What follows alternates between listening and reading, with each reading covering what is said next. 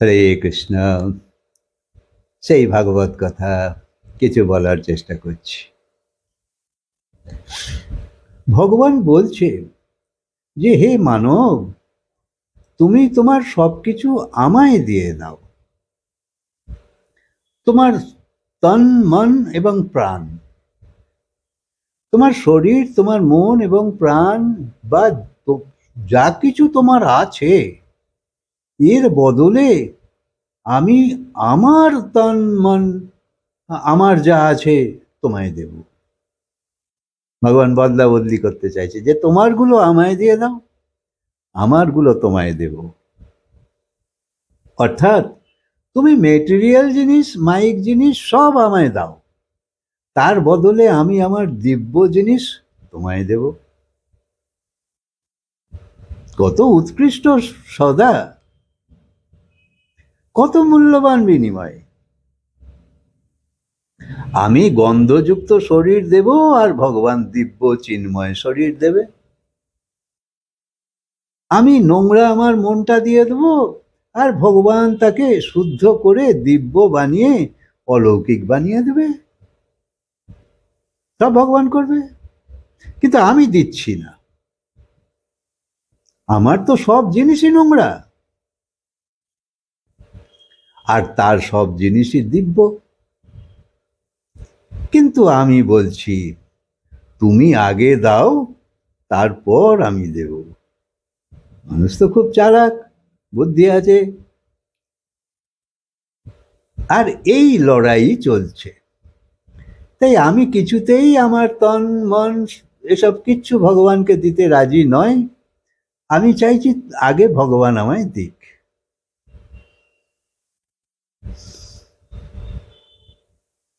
তাই দেখো, তুমি বাসে বা ট্রেনের টিকিট কাটার সময় আগে পয়সা দিচ্ছ, তারপর তা ঠিক ঠিক হলে তবেই তো তোমাকে টিকিট দিচ্ছে কন্ডাক্টর।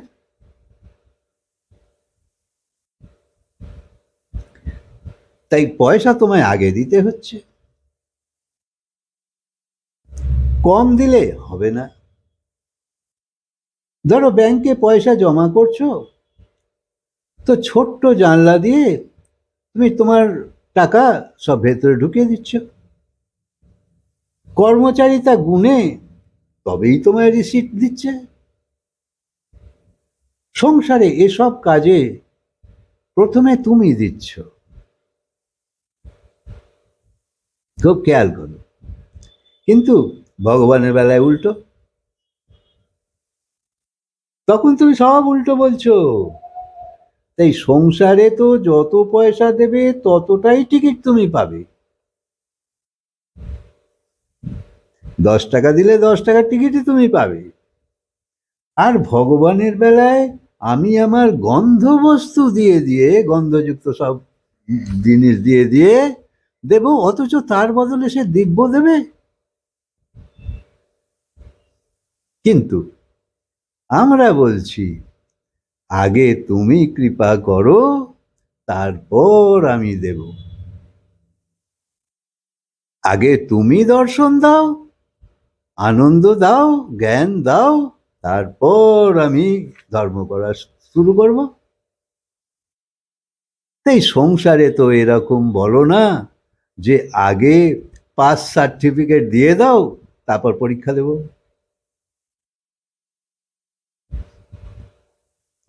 আরে আগে গাছ লাগাও, তারপর বড় হলে তবেই তো ফল দেবে।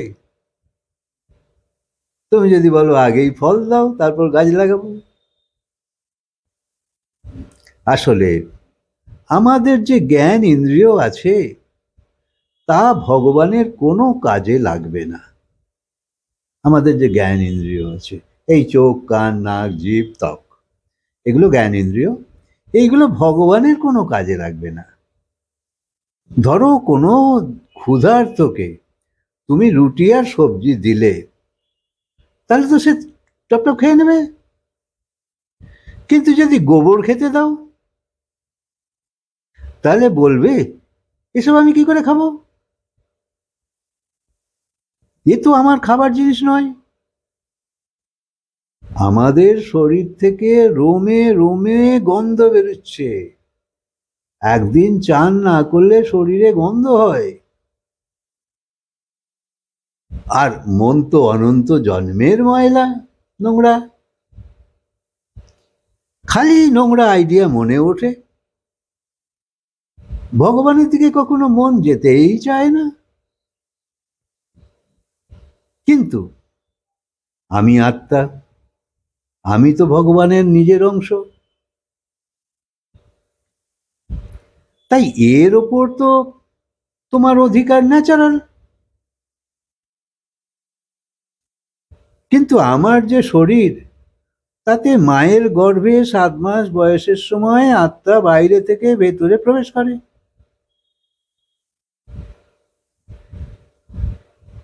তখন সেই শরীর চৈতন্য হয়ে নড়াচড়া করে। মায়ের তখন অনুভব হয় এই নড়াচড়ার। তো বাইরে থেকে নিরাকার আত্মা পেটে গিয়ে শরীর পেয়ে যাচ্ছে। মা খাবার খাচ্ছে আর বাচ্চার শরীর বড় হচ্ছে। পেটের মধ্যেই চোখ, কান, নাক, মুখ, শরীর সব তৈরি হয়ে যাচ্ছে। শরীরে যত শিরা উপশিরা আছে সেগুলোকে জুড়লে সারা পৃথিবীর ব্যাসের সমান হয়ে যাবে। এত। তুমি রুটি খাচ্ছ, পেটে গিয়ে ভেতরের মেশিনের সাহায্যে এবং অগ্নির সাহায্যে সব হজম হয়ে যাচ্ছে। আবার তার থেকে রক্ত তৈরি হচ্ছে, তারপর মাংস হচ্ছে, হাড় হচ্ছে, সবই তৈরি হয়ে যাচ্ছে নিজে নিজেই। এ তো তোমার নিজের কোনো চমৎকার নয়। খুব ভালো করে ভেবে দেখো, তোমার বাবা মার চমৎকারও নয়। তুমি রাজাই হও বা ফকির হও, সবাই বিনা বস্ত্রেই এসেছে। আর এখানে যে লাখপতি কোটিপতি হচ্ছ, আবার বলছো এটা আমার জমি। আরে তুমি তো নিরাকার, আর শরীরও তোমার নয়। তো এই পৃথিবীও তো তোমার নয়। পৃথিবী কি তোমার? তুমি তো কিছুই নিয়ে আসোনি। তোমার পূর্বপুরুষও বলেছিল আমার জমি, আমার জমি। এরকম কাল তুমিও চলে যাবে, তুমি তো নিরাকার। এখন বলছো আমার জমি, আমার জমি, মারামারি করছো। এই শরীরও রেখে যেতে হবে, কারণ এ তোমায় দেওয়া হয়েছে, তোমার নিজস্ব নয়।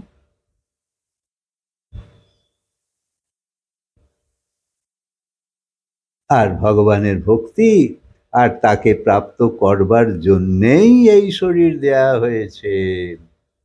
এই মজা মস্তি লুট করবার জন্যে তোমাকে এই শরীর দেওয়া হয়নি।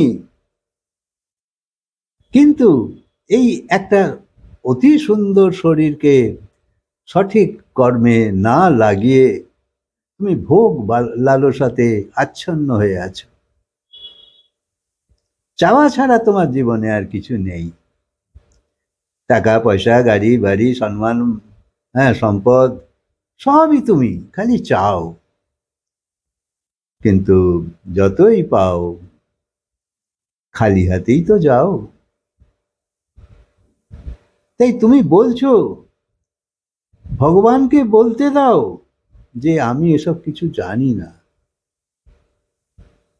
তাই আমাকে সেই জ্ঞান দাও, সেই বুদ্ধি দাও, সেই পরামর্শ দাও, যাতে এই জীবন তোমার দেওয়া যে উপহার তা ধন্য হয়ে যায়।